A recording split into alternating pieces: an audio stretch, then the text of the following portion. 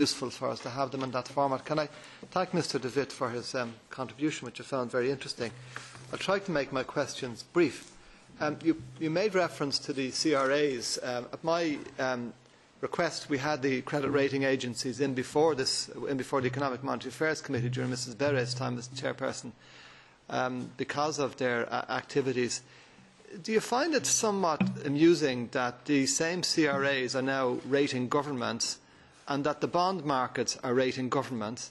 In other words, that the private sector is regulating the public sector. Have you given any consideration to that?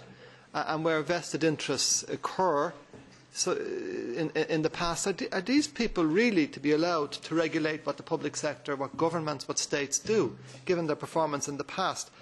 Secondly, did you address the issue of the low interest rate and the contribution controlling price inflation made to asset inflation?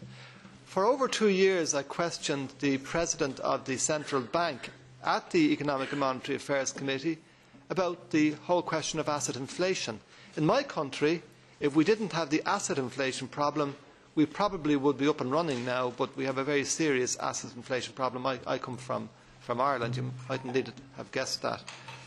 The third question I want to ask you is this.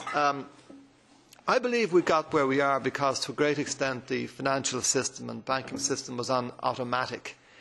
There were computer programs deciding what would be purchased and what would be sold. Even in banks, a computer decides to send a letter to a client. And in many cases, institutions bought products they didn't even understand. And they were triple rated, incidentally, AAA rated, some of these products which incorporated subprime properties. So I have this issue that I would like to ask you about, and I don't know whether it applies in your country. It certainly applies in mine. In times gone by, and I'm not talking about now the big macro picture, if we were to get out of the crisis we're in, if we could create a job per SME in Europe, we will get out of the crisis we're in. I'm talking about SMEs, the backbone of many of our economies. In times gone by, we had bank managers who knew the character of their client, who knew the track record of their client, who knew the business model of their client. I don't know what it's like in other countries, but it is in the crisis report at my request and supported by Parliament. We need a return to traditional bank managers who stop gambling in banks and take calculated risk in banks, because all business is about calculated risk. If you cannot make a loss in business, then you cannot make a profit. If it was only profit, everybody would be in business. So there has to be calculated risk. But not gambling, not automated computer-controlled programs.